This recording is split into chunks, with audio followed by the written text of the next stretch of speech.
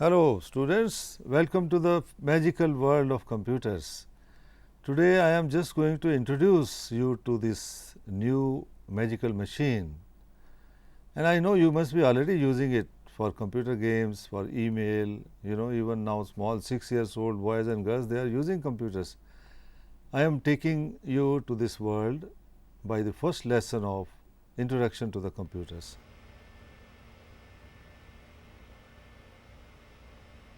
A computer is an electronic device operating under the control of instructions stored in its own memory. These instructions tell the machines what to do. The computer is capable of accepting data, processing the data arithmetically and logically, producing output from the processing, and storing the results for future use. Most computers that sit on a desktop are called PCs, that is personal computers. I think you must be using personal computer, isn't it? Okay. Now I tell you what are the different parts of a computer. The keyboard, the speakers for sound, the mouse,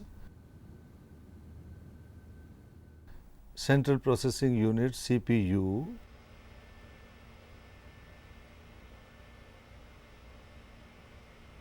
and also the joystick which you use for the monitor games.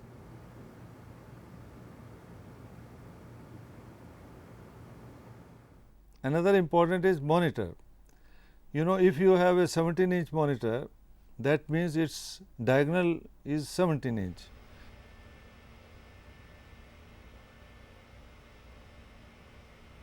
RAM is random access memory, and the processor is defined in megahertz. That is, if you say I have a 233 megahertz processor, the more the megahertz, the faster the computer. And CD-ROM, hard drive, and the floppy drive. Now, let us understand the difference between software and hardware. You must have heard these two terms, software and hardware. Software is the stuff that makes your computer do things what you want it to do. The computer without software would be like a home entertainment system with no tapes, no CDs or any movies. You have the machine, but there is nothing to play on it. Software is continually developed. Each time the software maker, say Microsoft or Adobe or CorelDRAW, they develop a new version of their software. They assign it a version number. Before Microsoft Word 7, which I am going to teach you in the next class, there was Microsoft Word 6.0.1 and before that Word 6.0. The larger the developments made to the computer software, the larger the version number changes. I hope you understand now. Usually a large change will result in a whole number grade. A small change may result in a tenth of a decimal place. Please remember that. Hardware are those components or physical pieces that make up the computer. Hardware are those things you can touch. Earlier I have told you about different parts of the computer's hardware, that is monitor, speakers, mouse, CD-ROM, hard drive, keyboard, CPU, RAM, processor, etc. Each part plays a vital role in the operation of the computer. Okay, now let us see how to use a keyboard. The keyboard is one of the ways you can tell the computer what to do. It consists of the standard typewriter. I hope you must have seen a typewriter. The typewriter keys as well as a numeric keypad. You can use the keyboard to give the computer commands as well as use it to name folders and files and type text in word processing documents. You will be learning about word processing in the next class. Using the mouse is another important factor. The mouse is another way you can tell the computer what to do. The mouse is used to move a small arrow pointer on the screen By pointing and clicking, you can carry out commands. The computer may ask you to verify that you are sure you want to rename a file by clicking on the OK button. I hope it is clear. The tip of the mouse pointer must be positioned on the item you want to use. To select an item, position the mouse pointer on the item and click once. If you click double, then double clicking on an icon invokes a command or launches an application. To drag an item from one location to another, position the mouse pointer on the item, click and hold the mouse button down and move the item to the new location. I hope you understand. You please try these things on your computer. On Windows machines, there is left and right mouse button. Most of the time you use the left mouse button. The right mouse button, when clicked, will display a contextual menu. On some newer Macs, the same feature can be used with their single mouse button by holding down the control key as you click an item on the screen. Is it clear? Try it on your PC. Using a desktop, the computer's interface uses a desktop metaphor. The desktop is the colored background you see on the screen when you start your computer.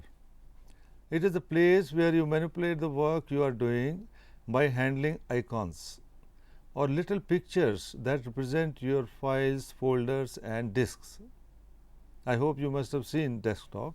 Now, this is all about the desktop. Now, I take you to the world of Windows and how to work with Windows. You see, working with Windows gives you the ability to look at something. It allows you to look into a document or a folder or a disk.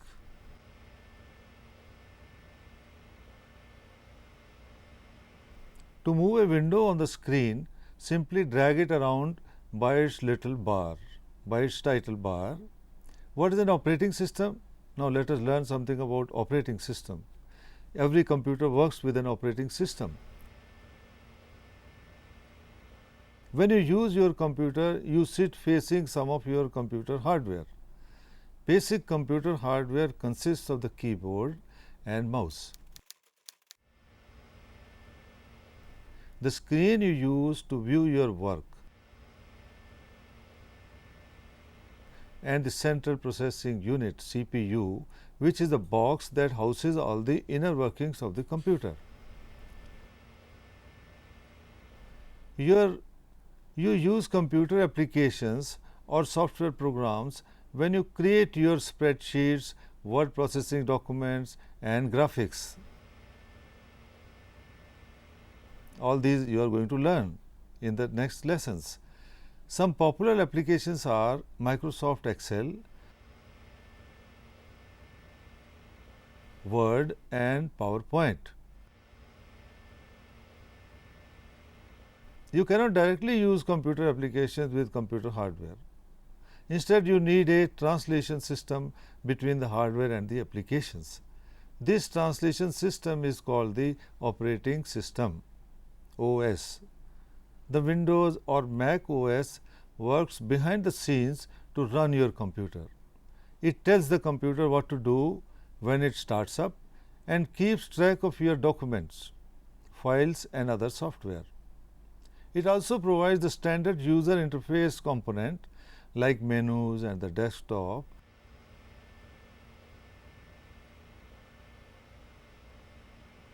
That you see when you look at your computer screen.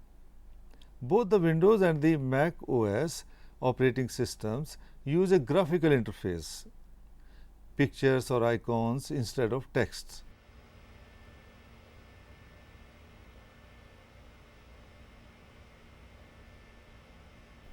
That allows you to immerse yourself in multitasking. What is multitasking? Accessing multiple applications and files simultaneously. So, you work with Windows in this interface. These windows are a series of boxes which can be opened and closed as needed.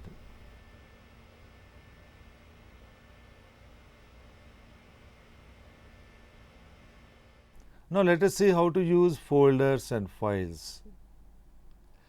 Your computer's hard drive is just like using a large filing cabinet. In your home, you are having cabinets, isn't it? The drawers are folders, and the folders inside the drawers are subfolders. The information inside of the folders or subfolders is stored in files. The files can be many types. Now, various types of files are word processing, spreadsheet, database, computer graphics, etc.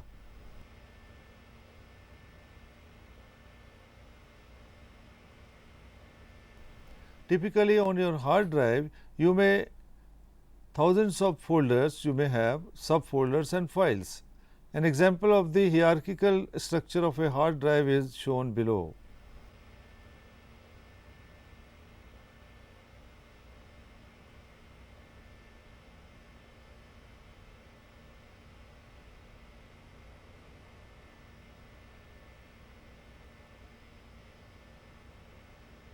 Now, let us understand the difference between Windows and Mac. The personal computer industry has generally sorted itself out along the lines of two major operating systems, Mac and Windows.